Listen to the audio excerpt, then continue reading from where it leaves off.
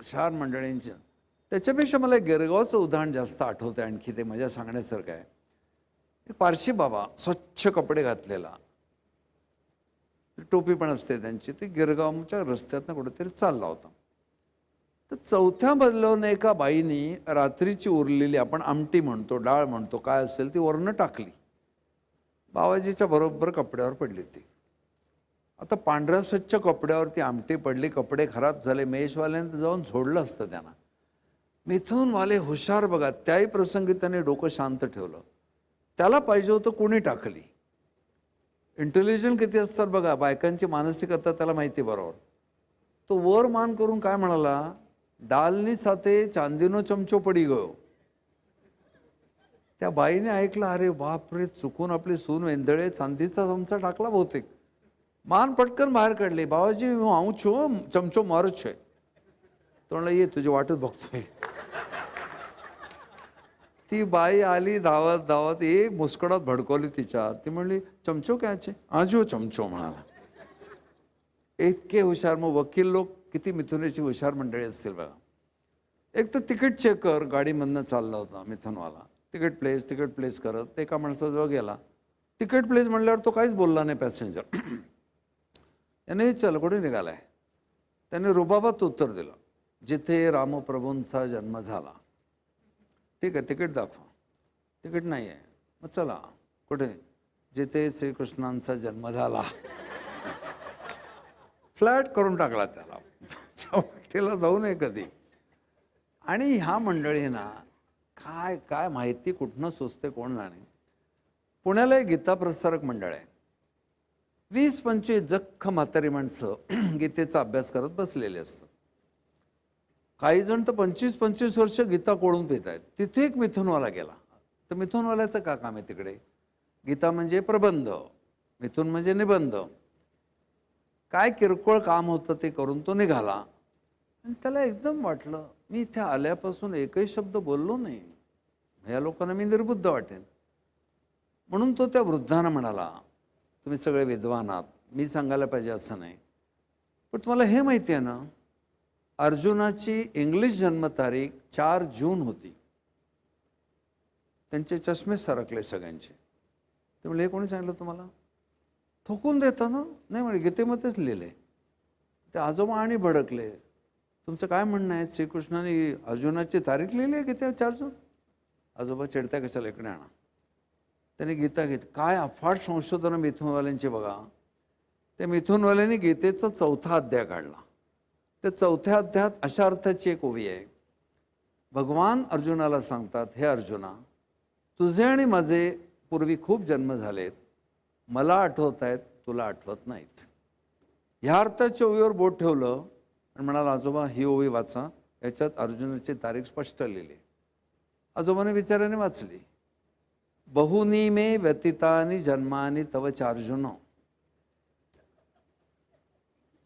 तुम्ही तारीख म्हणता आला, अहो स्पष्ट लिहिले, तव जन्मानि 4 जून. कुठून कुठून काय माहिती काढतील नेम नसतो. तसं फार मोठं नॉलेज असतं असं नाही. जॅक ऑफ ऑल ट्रेड्स असतात ते. असंच एक मिथुनवाला म्युझियम बघायला गेला होता. आणि त्या म्युझियममध्ये थकला होता वाटतं, एक मोठं आसन दिसलं, त्या आसनावर बसला. तर तो आला म्युझियमचा, म्हणला, ओ इथे बसू नका, शिवाजी महाराजांचं आसन आहे. ते आल्यावर बघतो, आता दमलंय मी, बसतो. हा, ह्या सगळ्या हाफ नॉलेज डेंजरस म्हणतात. हे ह्या पद्धतीची माणसं असतात. मजा करायच्या, पटकन उत्तरं द्यायची, हजरजबाबीपणा ठेवायचा. लहान लहान मुलंसुद्धा काय मजा करतात. एक मिथुनेचा मुलगा रस्त्यात ओरडला, पोलीस पोलीस. ते पोलीस धावत आला. त्याने बघितलं दोघं जण मारामारी करतायत. एक माणूस एकाच्या उरावर बसलाय. तर तुम्हाला बघा, अर्धा तास झाला मारामारी करतायत. तर म्हणा, तू आत्ता का ओरडला मग? तर इतका वेळ म्हणजे बाबा वर होते, हा खाली होता, आता हा वर आल्यावर मी ओरडलो म्हणे. काय माणसं असतील बघा. एका मिथुनेच्या मुलाला त्या जोडी भावंड झाली. तर त्याचे वडील म्हणाले, आज शाळेत नको जाऊ आणि मास्तरांना सांगू दे, मी जुळे भावंड झाली त्याला, मला 2 जुळे भाऊ झाले म्हणून मी आलो नाही. बरं म्हणाला. दुसऱ्या दिवशी शाळेत गेला, परत आला. वडील म्हणले, काय रे, व्यवस्थित सांगितलंच ना मला जुळे भाऊ झाले म्हणून? चल, नाही, मी एकच झाला म्हणून सांगितला, एक उद्या सांगून रजा घेईन.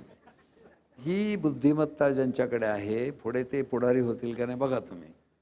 बायका असोत, लहान मुलं असोत, पुरुष असोत, या सगळ्यांना एक सवय म्हणजे मजा करणं आणि माहिती नसतं तरी ठोकून देणं. एक म्युझियम होता, ते म्युझियम दाखवणारा गाईड मिथुनवाला असणार. लोक असे बघत बघत चालले होते. एका शोकेसमध्ये 2 कवट्या होत्या. एक मोठी कवटी होती, एक छोटी कवटी होती. एकाने विचारलं, ही कोणाची कवटी आहे? मोठी बोट केलं तरी मोठ्या कवटीकडे. तो म्हणाले, चंगीज खानची कवटी आहे आणि ही त्याची लहानपणीची आहे. काय माणसाला बुद्धी असेल पडाकण ठोकून देण्याची, हा विचार करा. आणि म्हणून एका गावाचा सरपंच मिथुनवाला होता. त्या गावातल्या एका माणसाला मूल होत नव्हतं. तर तो ज्योतिषाकडे गेला. तर ज्योतिषाला ऐकून माहिती होतं. तो म्हणाला, बघा पूर्वी हाच प्रॉब्लेम वसिष्ठ ह्याला दशरथ राजाला झाला होता आणि वसिष्ठ महामुनींनी त्याला पुत्रकामेष्टी करायला सांगितलं यज्ञ. पुत्रकामेष्टी केल्यावर त्यांना मुलगा झाला. तुम्ही पण पुत्रकामेष्टी करा. त्या माणसाला काही कळलं नाही नीट बरोबर. तर त्याने अधिकारी माणसाला विचारायचं का नाही. तो गेला सरपंचाकडे. आबा पुत्रकामेष्टी म्हणजे काय हो? तर आबांना काय माहिती नाही. तर गप बसायचं की नाही. गप बसलं तर अज्ञान दिसेल. आबाने बेलाशी ठोकून दिलं. पुत्र होण्याच्या कामामंदी काय मिस्टेक होत असेल तर पुत्रकामेष्टी करतात. असं तुम्हाला कुठे उत्तरं मिळाली की समजायचं मिथून आहे, फार अवलंबून राहायचं नाही, क्रॉस टॅली केलेलं बरं. ह्यावरून आपल्या लक्षात येईल स्मार्ट एव्हरग्रीन तरतरीत माणसांच्या राशी. परत एकदा सांगतो, ही फुफ्फुसावर पडते. फुफ्फुसाची अत्यंत काळजी घ्यायला पाहिजे. मिथुनेच्या लोकांनी शक्यतो स्मोकिंग करू नये. थोडासा तंबाखूचा परिणाम सुद्धा लोक म्हणतात पोटावर होतो, पण बरेच लोक म्हणतात तंबाखूचा परिणाम जर फुफ्फुसावर होतो तर तेही सांभाळावं. कारण तिथे पण मिथुनेच्या एका माणसाचा विनोद मला आठवत आहे. एक साहेब होता अगदी खडूस, हक्काची कॅज्युअल लिव्ह पण कोणाला द्यायचं नाही.